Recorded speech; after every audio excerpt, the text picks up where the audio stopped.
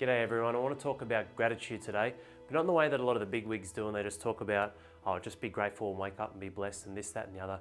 It's about context and purpose. Almost the same thing, I guess. When you understand it, you can understand the meaning and purpose behind it. What does this mean to me and where does it apply? The thing is, with gratitude, you can be grateful.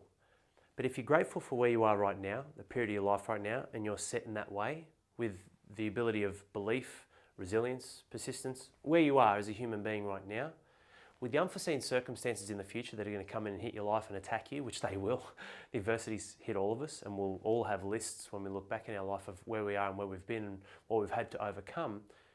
You may get buckled, you may get hit for six, you might not be able to handle that, which is why I love the concept of grateful then greater.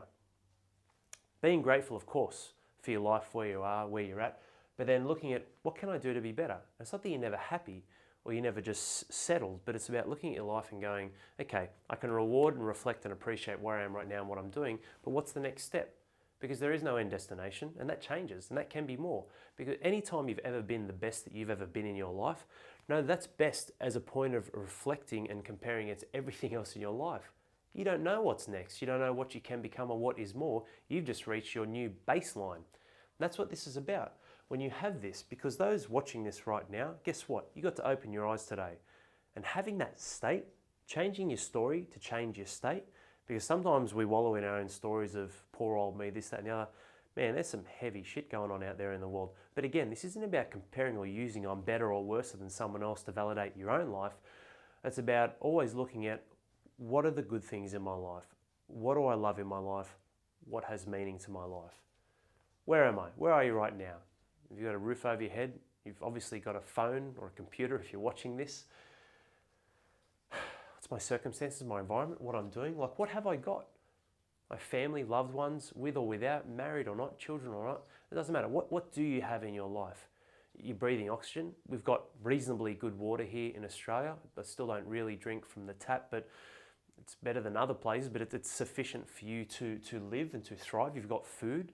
You're rarely going to absolutely starve. Like when you're either fasting or doing something or you're hungry, that's just an empty stomach. Starvation is a different thing. That's like, I don't know where my next meal's coming from. And that doesn't mean Uber Eats or I don't know what I'm going to eat for dinner. It's a totally different thing. What have you got? What can I do? What can you do? Arms, legs, you have them, you don't. 10 fingers and toes, doesn't matter. What can you do? What are your options? What's the action you can take in your life physically and mentally to move yourself forward? What can you do? I mean, you've got the opportunity and the ability to tap into stuff like this to shift your perspective. Some people are born with blinkers. Like, man, I talk about life is choice and a series of choices and you can do and be whatever you want, but the reality is a lot of people won't have a scope of the choices they can have based off how they've been conditioned, their environment, their upbringing. So they may not know. Like, you don't know what you don't know. Watching this right now, we have an unbelievable amount of freedom in going, these are all the things that I can look at and this is what I can do with my life. Which changes. What am I thinking? What can you think about? What can you think about that serves you? Up to 60,000 thoughts a day. I've heard up to 90,000. Either way, there's a lot, whether you know about them or not. And some of them are the naysayer inside of you, the negative thoughts, the negative space. Like, who are you? Who is this? You know, pushing up on me. Like, get out of here. Go away. And serving the ones that you can do. You have that opportunity. You have that choice. You've got that free will.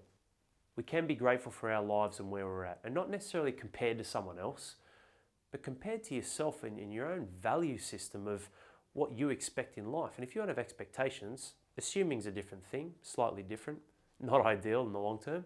You have expectations, great.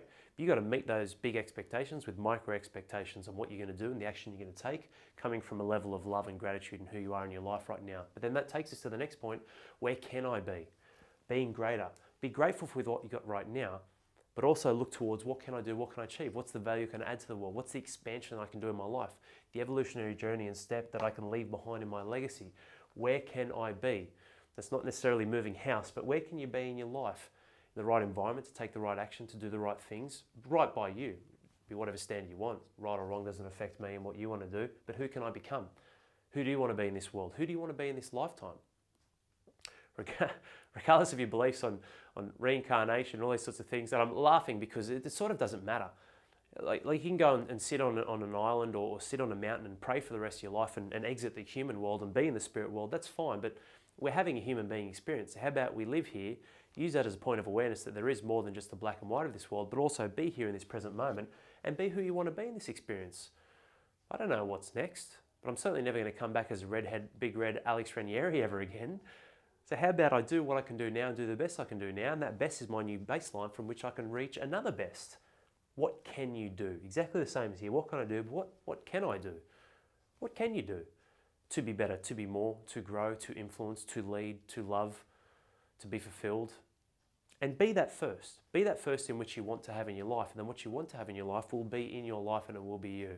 That does make sense. It's not a tongue twister or a riddle or Riddler from Batman, Jim Carrey. What can I do? What can I do to be the best me right now and take that into future best me's that are going to be a higher source or a greater valued person to myself, my family, and my life, which is my final point. What can you leave? The legacy that you have. Sooner or later, we're going to blink. We'll all be old people. I'll be with a cane and a chair doing old videos here. But look, seriously guys, sooner or later, we won't be here. Our bodies, all of this won't matter. It'll just be dust in the earth. The one thing that will always remain and live on is what you've passed down onto your children or those around you, whether you have kids or not. The people that you've influenced in your life, the people you've given love to, something just got in my eye, the people that you've given love to and you've influenced and created a new level of leadership in them. Like my values, my beliefs, who I am, my mannerisms, how I carry myself, my nature, my quirkiness, you're joking, the light side, all these things are going straight into Stella and Lillian right now. And when I'm dead, I will live on forever through their great-grandchildren, because they're just going to take a slice and a piece and a piece and a piece without them even knowing. They don't even need to know. You won't even know because you won't be here, as will I. Looking at that and going, there is infinity in life. It's what I am leaving behind, the legacy that I'm leaving, those around me and those loved ones that will pass on to the next and the next and the next. So what can you leave behind? What can I leave in which ultimately is the only piece of you that will remain here on this earth? Gratitude. It's important, it plays a huge role, and it's frustrating, even for me guys, sometimes when it takes the double-sided coin of reality, life or death, to snap us out of that rat race that we all face in life when we've all got shit going on in our lives. It's frustrating that it takes that at times to see that and realise that. It truly is. But life is state, and if you're not happy with your story, change the story about your life and change your state and work that state into a level of gratitude and being grateful, but then taking that to then greater. What can I be? Who can I be? How can I raise the level of greatness inside of me to be more in my life, which means I can reinforce this on a bigger level, which then reinforces this, and you'll continue to roll through life instead of life rolling through you. Take care, guys.